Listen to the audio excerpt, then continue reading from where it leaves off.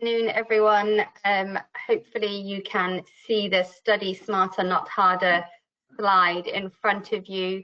I'm just going to give it a couple more moments, see if we can get some more attendees signed in, and then we will get started imminently. So please just bear with me for a few moments.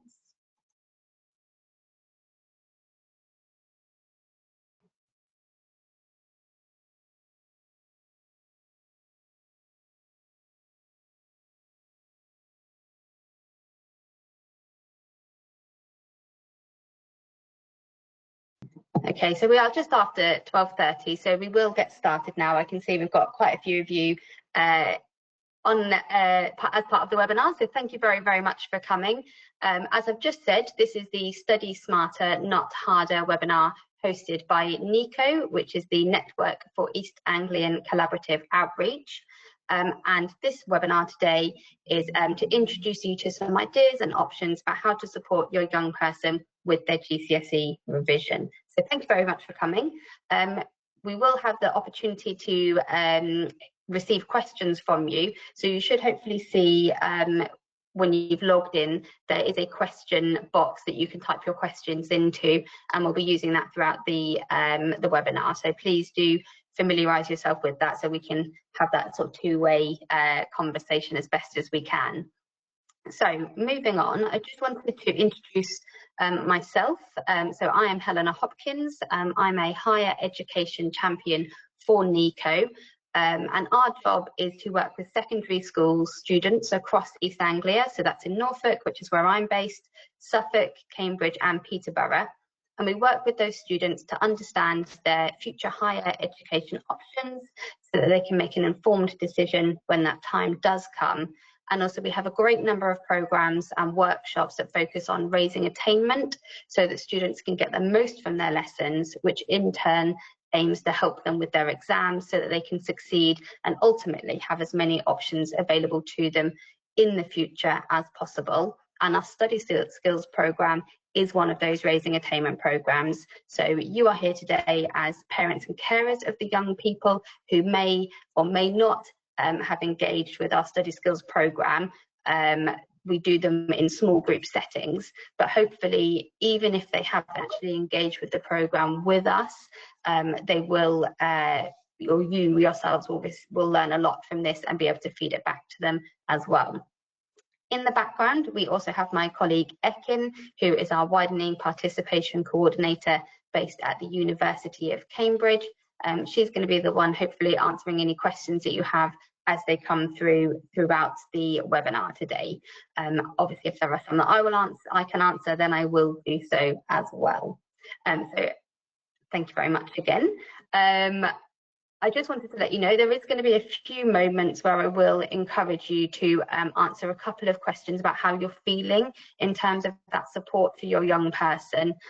All of that feedback that you provide us is anonymous, but as it says on the screen here, I just wanted to let you know that we do pass that on to our evaluation team just so we can establish whether the webinars that we deliver are actually making an impact as well and whether there's any changes that we need to make. So, on to the reasons why we are here today. So, as I've said, this session is about supporting you as parents and carers to feel confident to get started with offering help to your young person with their revision. We're going to be sharing some tried and tested revision techniques to support you to help your young person with their revision and how they can use these effective techniques to have even better results. And the session is about also helping your young person stay on track with their revision by understanding how these tools and techniques can work together. And then if there are any students online, which I imagine there probably won't be as we're doing a lunchtime webinar now, but if there are, then we really want you to know what support you're going to have at home from your parents and carers, recognising that obviously during your GCSEs, so much of your revision is done in your own time and at home. And we recognise and know that that revision can be stressful, and it can be even more stressful if you don't feel like your revision is working. So the more you can feel supported at home, the more you can ease the stress and find ways to support your well-being during revision and exams as well. In terms of the timings for today's webinar, I'm going to be talking to you for about 45 minutes, And then towards the end, we will have some protected time for a Q&A where you'll be able to submit your questions and I'll see them come up on screen. So I'll be able to answer them in the moment as well. If there are any questions that I'm not able to answer, we will endeavour to find that answer and come back to you individually with those answers as well. So on to our first question, if I may, just to kind of get an idea of where you're at right now. So this is our just quick temperature check. So if you can have a look at the question on screen, which says, I know enough about how to support my young person with their revision. If you could just send a number between 1 and 5, so 1 being strongly disagree with that statement, through to 5 being strongly agree. If you can submit an answer as a question, it'd be really helpful just for us to get an idea of where you're at right now at the beginning of the webinar. So just use that questions box. Great, I'm just having a look here to see those answers coming through. So that's all looking great. So thank you very much. And yeah, that's really, really helpful just for us to have an idea of where you're at right now. So let's move on to actually getting started with revision. So one of the things that I've found through doing these sessions in school with our young people is it can be really helpful to break down and think about what we mean by that term revision, because quite often if you say to a young person, you need to do some revision, it's this huge kind of unformed, very confusing thing that they're supposed to be doing, and they don't really often know where to start. So that's what we want to do today, is kind of break that down and think about what it actually means to revise. And we'll also have a think about what environment can facilitate good revision as well. So as I said, it's really useful to understand what we mean by revision, and that also means understanding how it differs with study. When we are thinking about study, that is the idea of learning something new, or perhaps relearning something that has been taught in the past, and perhaps learning it at a higher level now. And it's your young person is going to be doing this form of study in their lessons as they're getting taught by their teachers. Whereas revision is going back over something that they've already learned. So we might call this recalling or retrieving information, but it's bringing it to the front of their minds. It is a type of study, but it's that idea of bringing it forwards, retrieving the information that they've learned, and this is what they're expected to be doing at home. However, what's really important to say is that many of these revision tools do actually aid learning as well, and there's lots of different ways to revise. So let's start breaking it down and having a think about what that actually means. So at this point, I think it's really helpful to think about the benefits of revision and why people should revise as well. And the way that we're going to do that today is we're going to think about how we learn things and how we remember. This is in a very simple, straightforward method. There's so much knowledge, research, information about it, but hopefully I'm going to be depicting this for you in a way that's quite digestible and easy to remember, which is quite ironic given what we're talking about. So starting off, when we pay attention to information in our environment, it enters our working memory. And now our working memory is where we hold and process new information, but it does have a very small capacity. Therefore, the information that we leave in our working memory will quickly be pushed out by other things we're paying attention to and forgotten. But to protect and remember what we have paid attention to, we need to connect that new information with things that we already know. And this process is how we learn, and it moves the information from our working memory to our long-term memory. And unlike our working memory, our long-term memory has a really huge, big capacity, which is how we remember things from a long time ago. I always like to think at this point to try and recall what our earliest memory is, just to really prove that point. How long ago can you remember something from? And that can demonstrate how vast and huge our working memory can actually be. However, regardless of that, even if something does move into our long-term memory, that doesn't mean that it will stay there forever. If we never revisit or think about that thing again that we've learned, it can also be forgotten. But if we recall or revisit or retrieve something that we've learned and bring it back into our working memory, that means we can use that knowledge or memory in a new way, and so that cycle of learning and retrieval repeats. Another analogy, or the way I like to think about this, is how they depict memory in the movie Inside Out. So if you've ever seen it, it is really, really great for a whole host of reasons. But what they do in that movie is they have memories kind of shown as these balls, these glass orbs, and they're stored in like a library type environment. And the memories that are used regularly and pulled forwards are kind of shiny and clean and right at the front of the library, very easily accessible. However, some of those older memories are depicted as kind of in the corner of the character's mind, gathering dust and much harder to be remembered, and also much higher at risk of being forgotten as well. So we've got a few different ways that you can think about memory, but ultimately it's that key message is that the information goes into our working memory, which is small. If we take that and connect it to new ideas or our existing knowledge, that can move it into our long-term memory, and then retrieving that is what helps us learn how to bring it forwards at the right time. So as I've said on the screen there, it says retrieval is the same as remembering and recalling. So how does this all connect to revision? If you haven't worked it out yet, the idea of when you retrieve and recall a piece of information, as we said, it brings it into your working memory. And this is all revision is. It's that idea of practicing retrieval so that your young person can do it on demand when they need to. And this is called retrieval practice. So what retrieval practice means is that you're retrieving the information that's been learned in different ways. It's about testing to find out what knowledge is stuck and making new connections to increase that learning and that cycle. And what's really good to know is that retrieval is even easier if you've only just been given that new piece of information, which is a really good argument for doing revision across a period of study rather than just before exams. And also another thing that's really important to understand and remember when it comes to retrieval practice is every time you retrieve that bit of information, it effectively becomes stickier, which means that you're going to be more likely to be able to remember the information and store it in your long-term memory, and then recall it more quickly and easily into your working memory. So now just to have a quick think about what I mean by retrieval and how it compares to other forms of learning. Learning by pushing information into your brain does work, but there's lots and lots of studies that show it takes longer than by retrieval practice.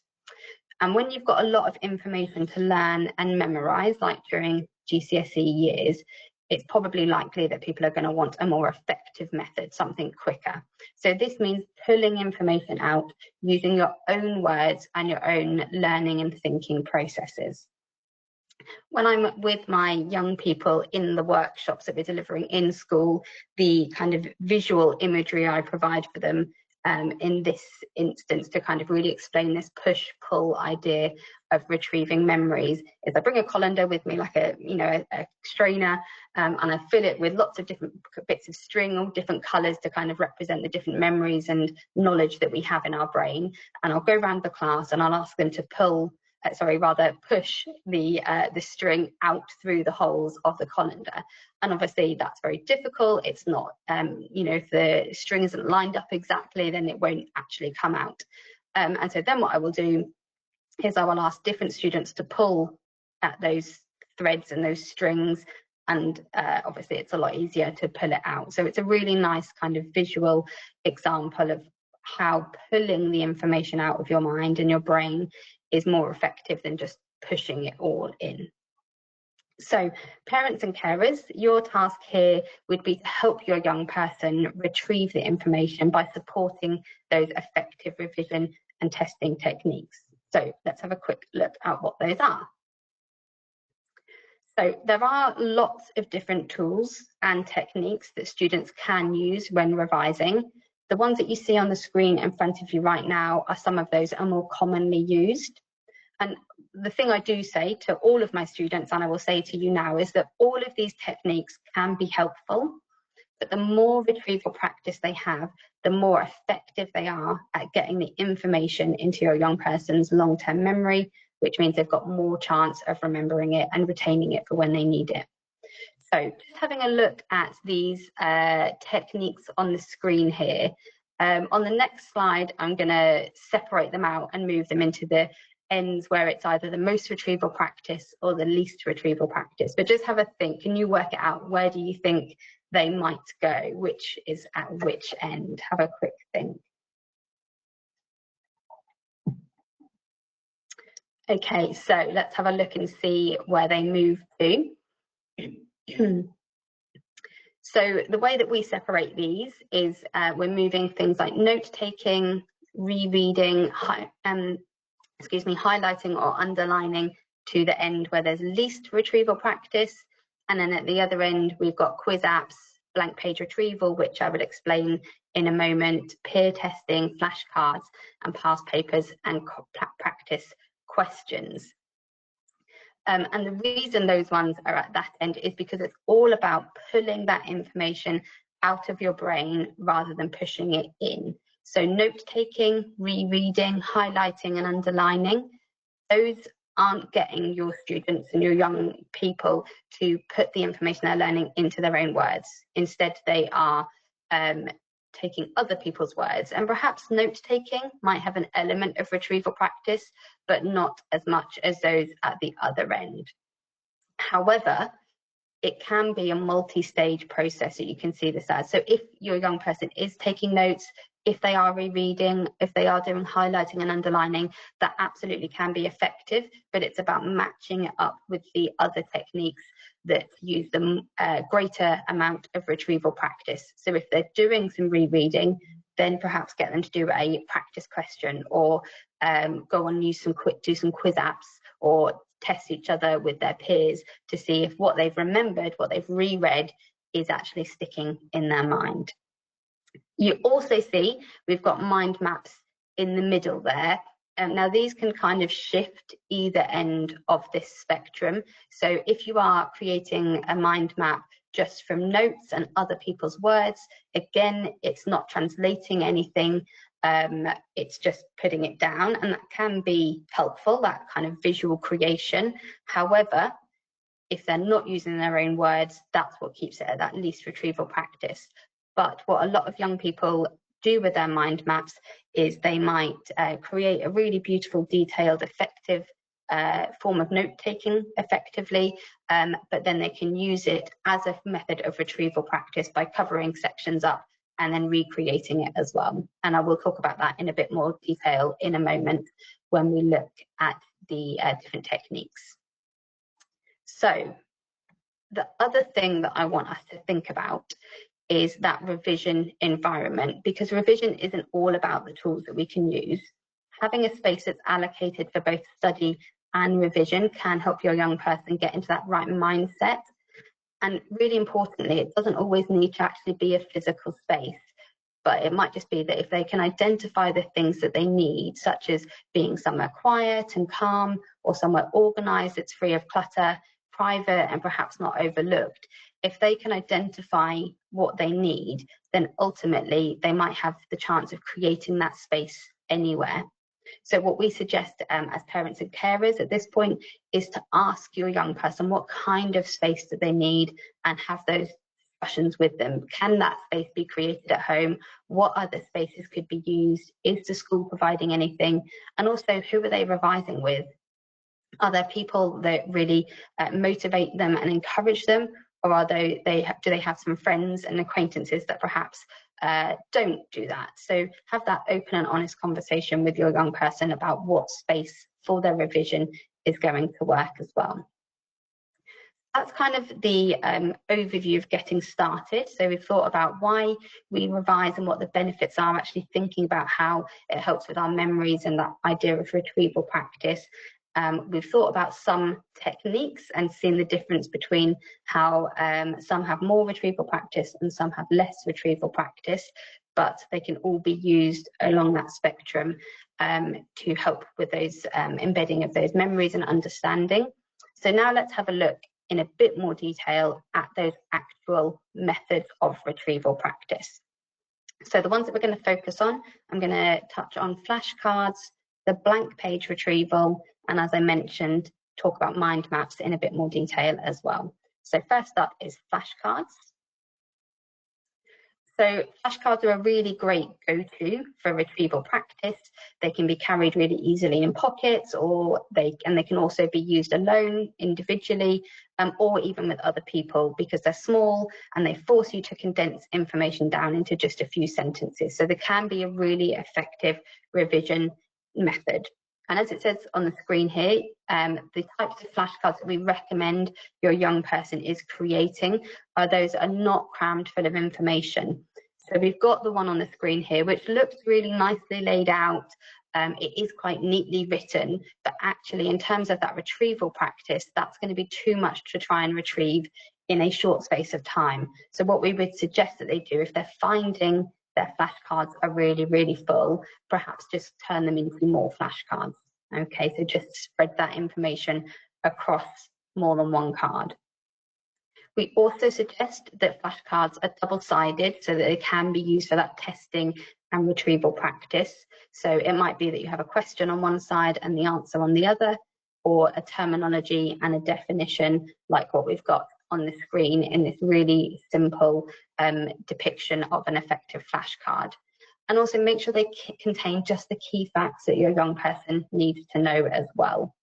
And thinking back to our depiction of how memories are, or the things that we pay attention to are retained, how they move into our long-term memory, it's about giving them that opportunity to connect them to something that the young person already knows, or to actually process them in some way so they don't just get pushed out of the working memory. So one of the things that we do suggest with flashcards is that your young person can build up to making a full set of flashcards by perhaps just making 1 or 2 a day or after each lesson, so that once that topic that they have covered is complete, they've then got the full set of flashcards.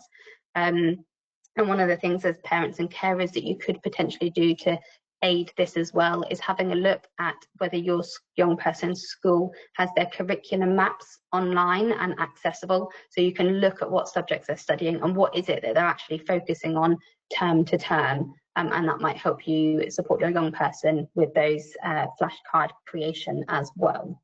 So that's how we make flashcards effective, but how do we actually use flashcards? Well, they can be used in a number of different ways. Quite commonly, you'll see a young person just reading through and testing themselves and seeing what they remember. But it can be a really collaborative approach as well. So whether that's with yourselves or with your young person's friends, anything that will kind of gamify the use of the flashcards can be really, really effective, because it connects to other parts of their mind as well, and that processing happens in a different way. So just got a quick depiction here of if you were playing flashcard snap. So it's really quite straightforward. You have 2 sets of flashcards on the same topic. You can see here we've got the area of a triangle, and then on the other card it says change divided by original multiplied by 100, which isn't a match. That is not what we mean by an area of a triangle. So you keep revealing the next flashcard until you get that pair, and then you've got the snap. This again is a really good thing to do if you have got 2 young people, because they might each have their own set of flashcards on the same topic. If your young person would rather do it with yourself or at home, then it might just be simple to make a quick extra copy of the flashcards just on bits of paper. So they've kind of got this is my official set, and this is just a set to help me play the games and do it in a sort of way to increase their memory. Another version of using their flashcards that they could take advantage of is something like flashcard memory. So it works in a similar way to flashcard snap, where you're pairing up the cards, but this time instead of doing it in that kind of quick method, it's about laying all the cards out in front of them and making those pairs. So turning one over and seeing if the next one that they turn over is the match. If it isn't, they turn them both over, leave them in exactly the same spot, and then the next player has a go. So if they're playing it with yourself, that can actually be a really nice way to kind of embed some of those memories as well, and it helps them see that you know this information or may not know the information, which could be motivating as well. And that, I'm sure you may recall, if you've played memory with normal decks of cards in the past, once you find that pair, the person that finds the pair can just keep going until they get one that isn't a pair. So as we've got here, we've got the onomatopoeia and then the definition being the match. So that's just a couple of examples of how you can use flashcards in quite a fun, entertaining way, but there are other options as well. So I've talked about making your own flashcards, which does have its own benefits to kind of embedding that information and processing it as well. However, just to let you know, like revision guides, there are companies that do have ready-made flashcards if your young person would prefer to use that instead. Alternatively, there are websites like Quizlet. That's a really good website where there are ready-made flashcards, digital flashcards that have been made by teachers or other students that have already studied the subject. And the accounts are free to make on websites like Quizlet. And then in terms of making sure your young person is finding the right set of flashcards for them, we suggest that they search the subject or the topic that they're looking for, and then the exam board as well, to make sure that they're not pulling back maths and actually it's a different exam board to what they're doing, so the topics aren't the same. So yeah, Quizlet can be really, really helpful. Just make sure you're searching that subject and exam board. Again, most schools, when they have their curriculum maps online, will say what the exam board is as well. If not, I'm sure you can just get in touch with them to find out. Okay, so that's flashcards. Now I wanted to talk to you about blank page retrieval. This may or may not be something that you've heard of, but it's a really great method for that retrieval practice because it can be done very, very quickly. So let's go through the actual method of this. So your young person, the idea is that they start with that blank page in front of them. They choose a topic that they want to think about, and they write that in the center of that blank page. And again, we do suggest it's a topic rather than a whole subject to keep it specific, but it could be that that's something that they build up to. So once they've written that topic or subject in the center of the page, they then write down in a set time everything they can remember about that topic. If this is the first time they've ever done it, that might be a huge amount because they may be lots and lots of things to retrieve, or actually it can be that they don't remember very much, but that's okay, because the more they do this, the easier it can become. So they write down everything that they can remember about that topic, and then what they do is they compare with their notes or their revision guides or their textbooks what they've written, and they find out what they got right and whether there was anything that they missed as well. And then once they've worked out what they might have missed, they write that on the page in a different colour, so it's really distinguished from what they recalled to what they've then added in. And then they just get to repeat that. And the thing with the blank page retrieval is it's something that can be done in just a few minutes. So one of the things that can be really helpful for a young person is perhaps doing this at the end of every school day. Just they can then think about, right, they could write down Monday in the middle rather than a subject or a topic, and just write down everything that they can recall from that day. Or they might decide to do it right at the beginning of a revision session. So thinking back, what was the last revision session I did? What do I remember from that? And also, I will highlight that it can, just bear with me, I think we just dropped the slides out. Let me just open that up again. Right, hopefully you can see that there. So yes, the idea with the blank page retrieval is hopefully your young person will get better and better at it. And I know that it can feel difficult and uncomfortable to be faced with that blank page. However, the more often they do it, the easier it may become as well. And it may even get to the point that they're sitting in their lessons listening in a different way, because they are thinking, well, how am I going to retrieve this later? Which is the bits of the information that I need to remember? So that can be a really, really effective method. And the last thing I'd say on the blank page retrieval is that if they are still getting to grips with a topic, then they can do it in that open book method. And then, like I was saying with mind maps earlier, covering up what they've just written out and then seeing if they can remember it. And also, actually, If your young person doesn't really enjoy writing, if that's not something that they will engage with easily, perhaps the starting point could be sending a voice note to you about what they've just done in a lesson, or what they've done in their revision session, or they could even send that voice note to themselves as well. So blank page retrieval, really excellent method of trying to retrieve the information in the young person's own words. Now looking at mind maps. So mind maps are really great ways of helping your young person connect ideas. So similarly to the blank page retrieval, they can be created in the same way, with that central topic and connecting lines and points. However, I know some young people, again, that idea of that blank page can be really intimidating and they don't know where to start. So something that I would recommend that they might want to start with is the Lotus Blossom mind map. And this works slightly differently to starting with that blank page.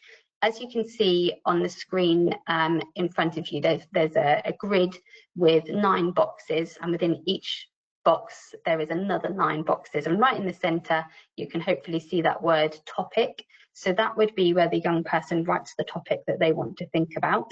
And then around that, in the 8 boxes around the word topic that are labelled A, B, C, D, E, F, G and H, they would write 8 things that they remember about that topic. And then, as you can see, that kind of blossoms out, which is the idea behind the Lotus Blossom name. So that A goes into that top diagonal corner, C into the other one, and G down below. And then they are encouraged to think about another 8 things that relate to that subsection of the topic they've just identified. So to give you an example of what that might look like, we've got one created here on languages, and you've got pedagogy in the top right-hand corner that's then moved up into the other corner, and it's got more topics around it. So this can be a really structured way for your young person to start with that mind map and start writing out what they recall as well.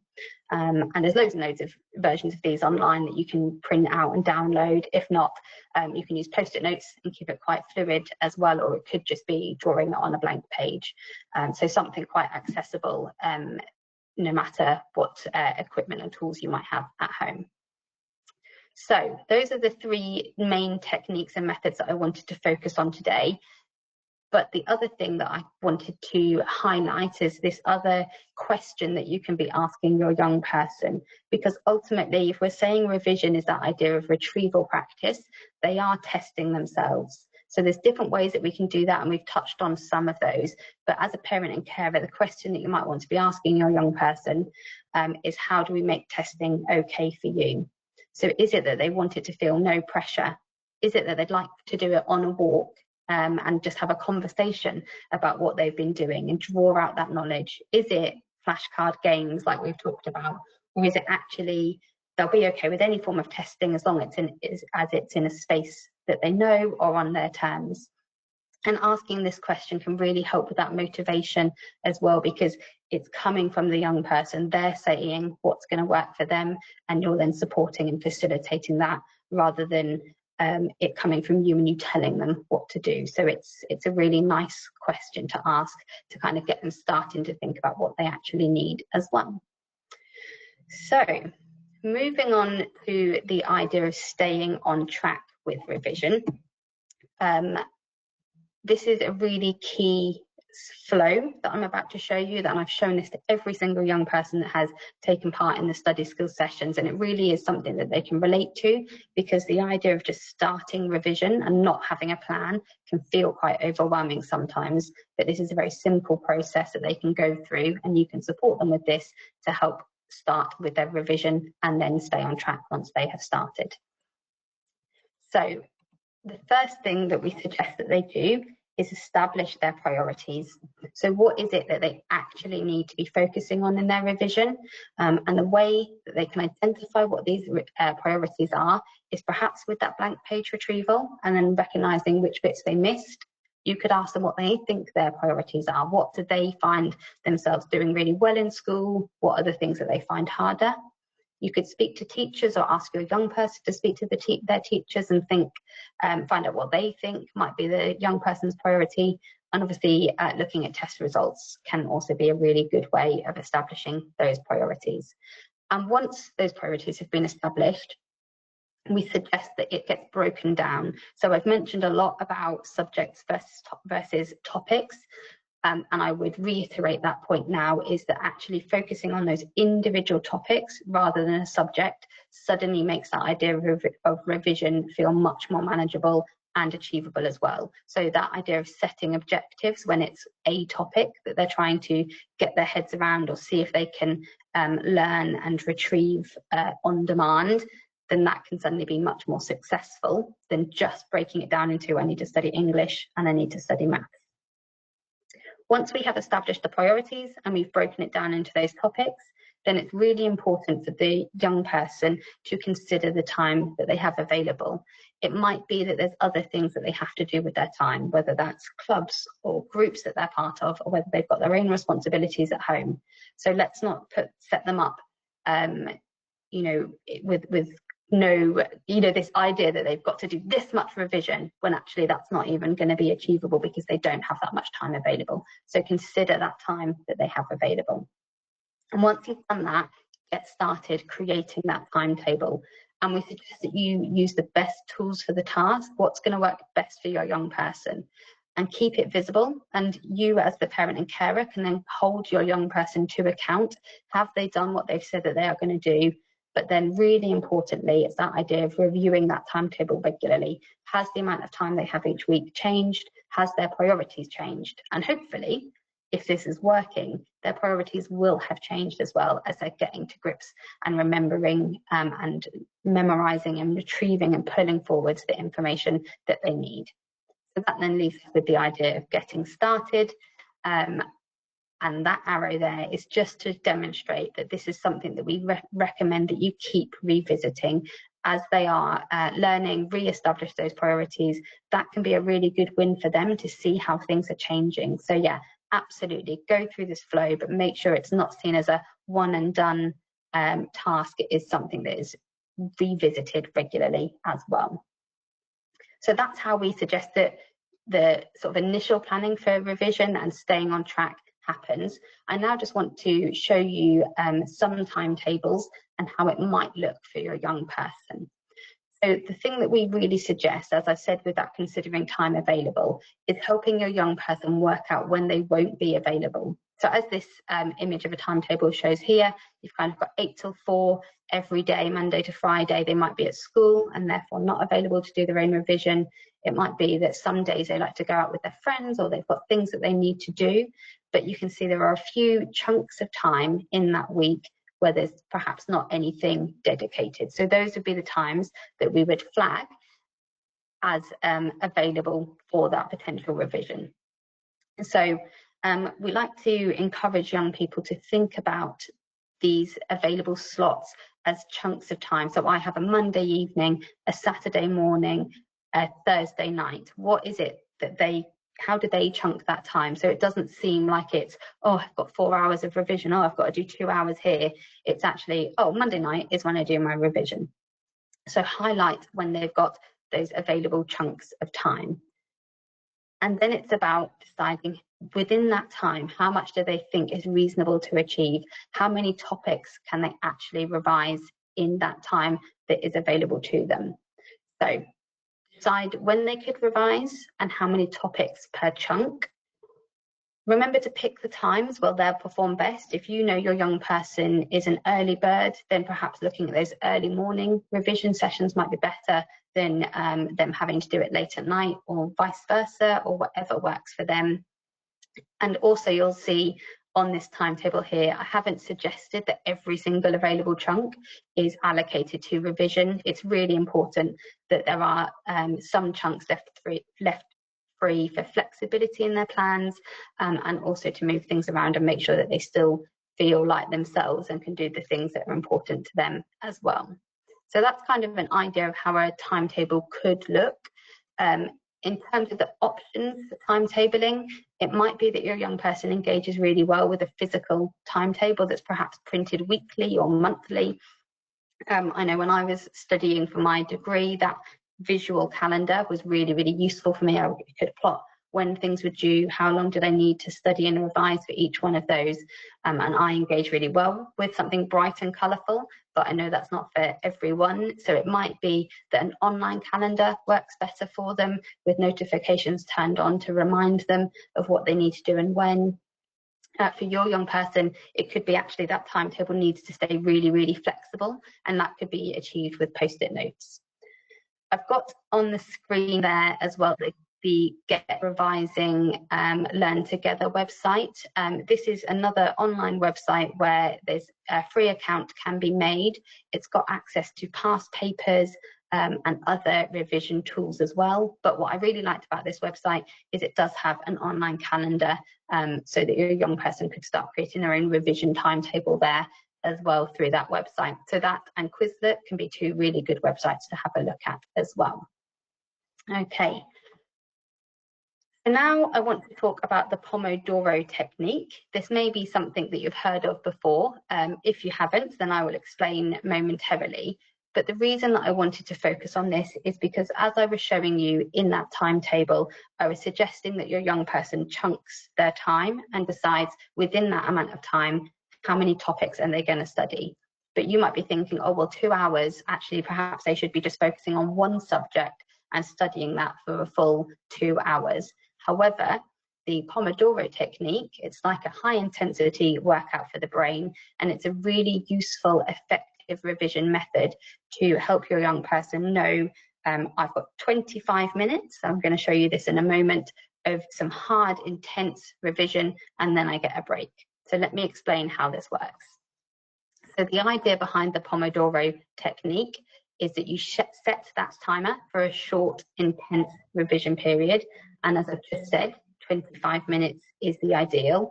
And then for that time that your young person can see is going to very easily come round quite quickly, that's when they would do that focused revision.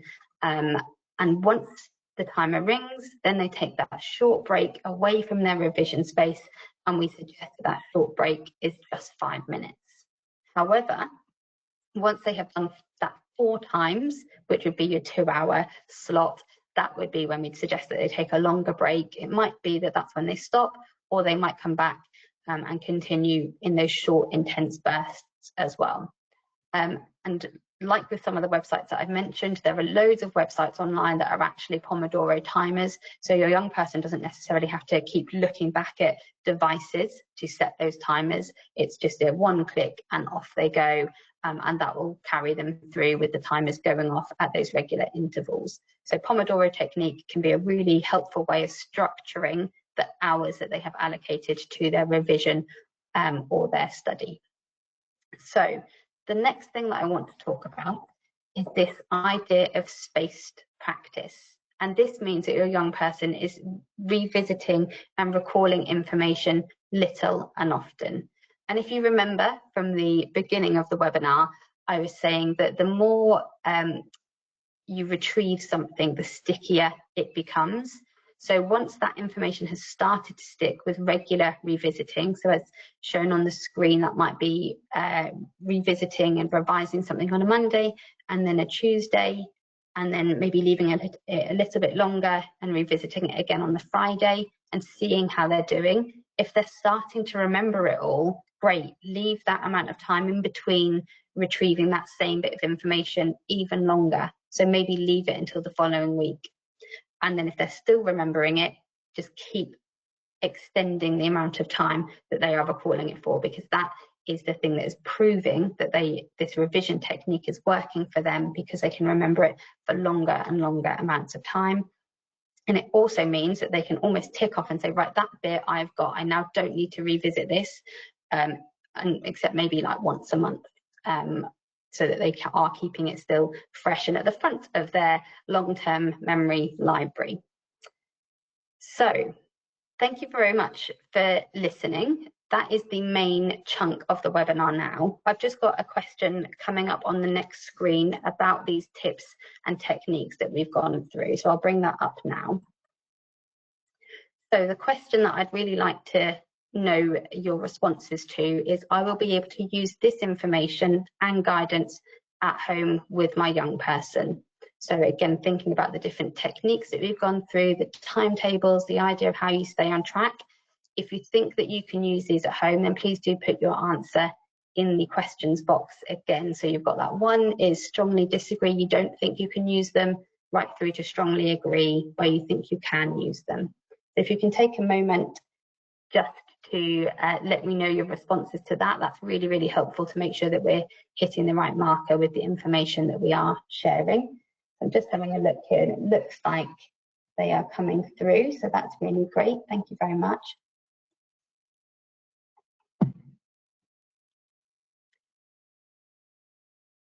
Okay, so let's just stop now and think about what we have gone over today, and then we'll move into the Q&A. So the first thing that we started to think about was revision. So that idea of checking knowledge through retrieval practice. We also spoke about the different retrieval practice techniques in a bit more detail. So I've just brought a few up there. So flashcards, blank page retrieval, but we also spoke about mind maps as well. We then thought about how you stay on track and how you plan for revision. So that idea of establishing priorities, breaking it down, considering the available time, creating some sort of timetable, and then getting started, but not forgetting that that is a process that should be revisited regularly. We just spoke about the Pomodoro technique as a way for structuring those revision sessions as well. So that short, sharp bursts with regular breaks as well. And then the last thing I just mentioned was the idea of spacing. So revisiting what they are remembering and learning to aid getting that information and knowledge to stick for longer periods of time. So leaving longer and longer gaps between the revisiting of certain topics. And there were two questions that I was suggesting that you ask your young person to support them with their revision and their study. So the first question that we suggested is a really good question, is what kind of space does your young person need? And remembering that doesn't necessarily then need to be a physical space. If they know what type of vibes and environment they want, then hopefully they could recreate that anywhere. And then the other question was about how we make testing okay for you. So what is it that they need from you to make this idea of revision and testing and study okay? And hopefully that will really help with motivation as well. So that is everything that we've covered today. I'm now just going to bring up one other question. It might feel a bit familiar, and I would love to know your answers to this one as well. So, I know enough about how to support my young person with their revision. So please do answer this question again. It's the same one as we had at the beginning, but now that we've gone through the webinar, is there anything that you feel has changed for you? So again, you've got the numbers 1 to 5, from strongly disagree to strongly agree. So if you can pop your answers in the question box, that would be really, really helpful for us. I'll just give you a moment to do that, and then we will move on to the question and answer section of the webinar.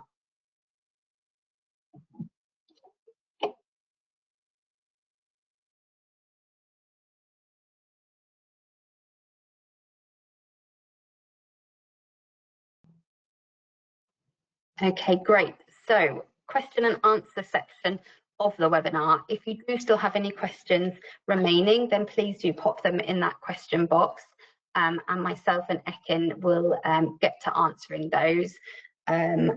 If I can, I will answer them now in front of you.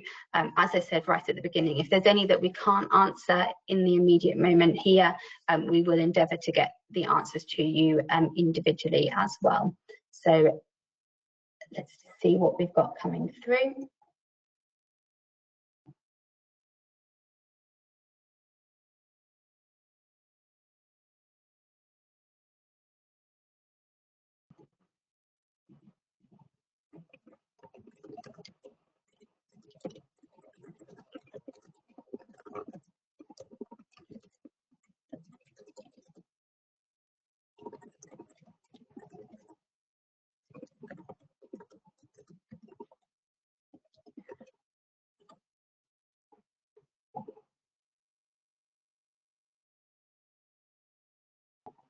Okay, so hopefully you should be getting some typed answers to your questions.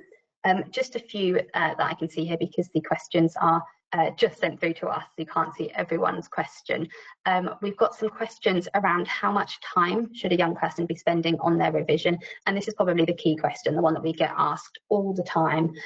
And annoyingly, there is no right or wrong to this. It is about what your young person can allocate to their revision, how much time do they have available, and where are those moments and movements of success happening. So if they're starting to see the change, that's great. Perhaps they're doing the right amount of revision. If actually they're still finding things difficult, they still can't retrieve that information on demand when they're doing their flashcards or their testing, then that might be where we need to increase the amount of revision that they're doing. But remember that kind of blend of the retrieval practice with that spaced practice, so spaced retrieval practice, is really, really key to embedding what your young person is able to remember. But I think I might have said this at the beginning, and if I didn't, I'll say it now. When it comes to revision, it is about retrieving what they already know. So if they are struggling to retrieve things, if they don't know the answers to the flashcards that they've created, it might be that actually they need to go back and study harder, or study more about what they're actually learning. So perhaps going back to their teachers, checking have they actually understood the learning element of what they're doing in their lessons as well.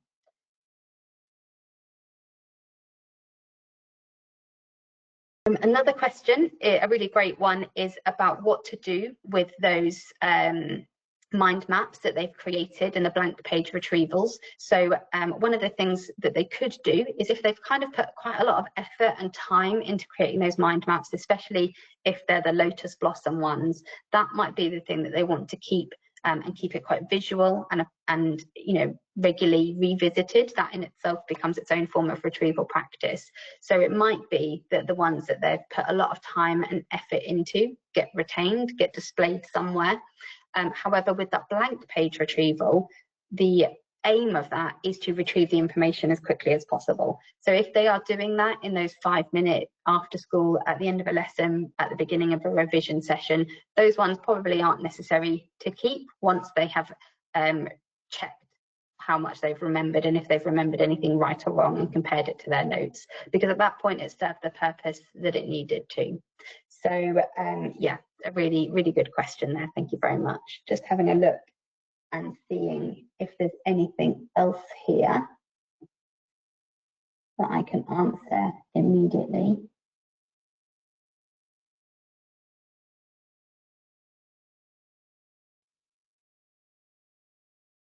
Okay, and as I say, hopefully Ekin is able to respond to some of these questions as well.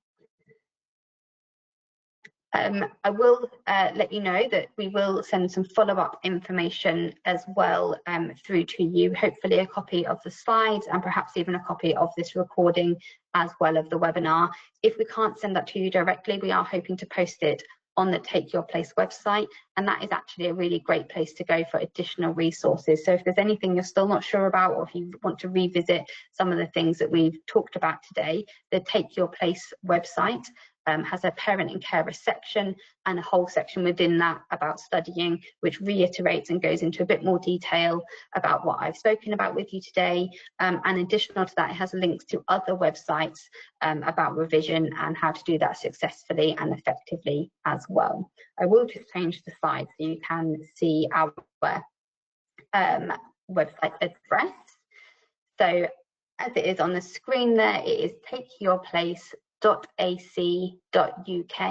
and also our email address is there, so nico@admin.cam.ac.uk. so if there are any questions that you haven't had the answer to today, then please do just drop myself or Ekin an email and we will get back to you as well.